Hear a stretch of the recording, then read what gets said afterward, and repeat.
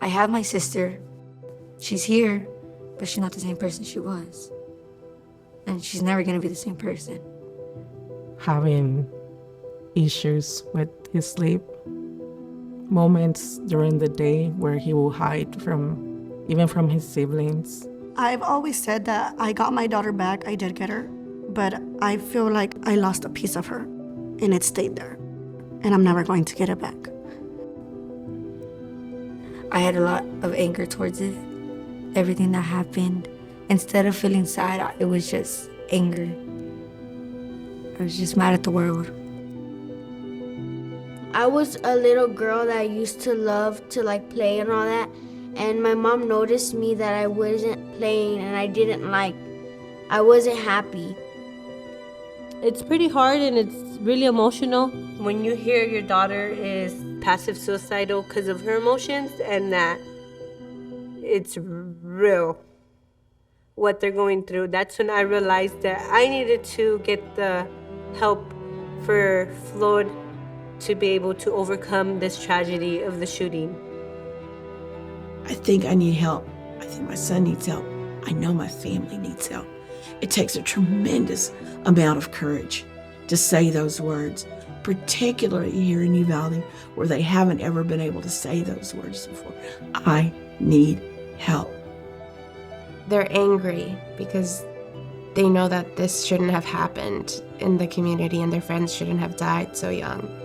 And so it's a matter of asking them questions about their perspective and why they feel that way and what is at the heart of that anger or that grief, because there's something deeper there. It's either very directly associated to them or it's because they're grieving a specific person that was lost. What happened at the school actually affected, all of us. It was a life-changing. It still is. You figured, okay, this happened, you're going to be able to move on, but you're not. It's not that easy as we thought. We're still living by it. It's almost been 2 years, and it's still affecting our community, our families. An overwhelming sadness.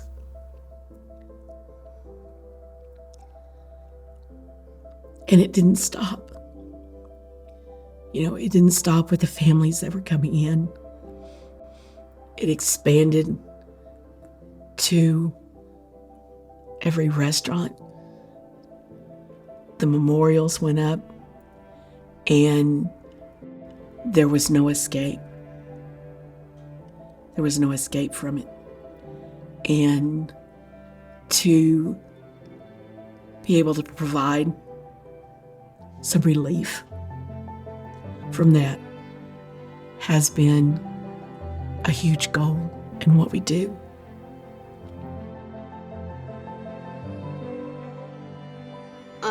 I learned skills, how to cope with feelings, how to help you with being sad, how to help you with different things that you might need help.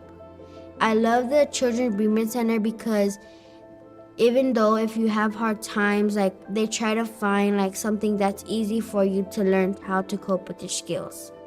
We made art to show our feelings that we had today. We show our feelings with colors and sometimes shapes. I feel like I really needed help after what I went through, and I'm really glad to be here. I think that coming to the Children's Bereavement Center has helped me because I wasn't a person to really talk about it or speak up about it. But now I come and I speak up about it more comfortably, and I'm not mad when I talk about it.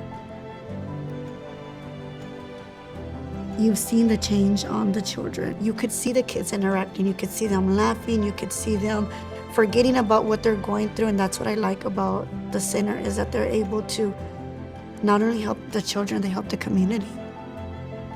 And we're thankful for them. The help that we receive, I could have never afford none of this. And because of the Children's Bereavement Center, now my son and myself, as a mother, I get the help to help my kid. And I want to say thank you. The Bereavement Center brought hope to our family because I didn't have any hope. I felt like Flor was going to struggle her whole childhood to be able to cope with it, and the services brought hope and a light to Flor and my life. Oftentimes when a community has a disaster, people come in and they offer help and then they disappear. And they leave people even in a more depressed state than before the tragedy happened. We understand here that part of the trust and part of the reason that people are coming to us is because we've made this long-term commitment. So we do need to fundraise for the future, and that's our intent. We have made a commitment in this community that we're here for the long term. This Uvalde needed us before the shooting, before the tragedy. They need us so much more now than ever before. There are children that still have great fear. There are children that still don't understand why this happened and is this world safe? And we owe it to those children to establish a long-term commitment that we're here, that they can trust us, that we can help with the healing, and that they're not alone. To know someone's out there, to know that you have a place where you can be you, where all your feelings, all your, I'm gonna say, all your traumas from the past get healed. That's what the center means to me, hope. It does.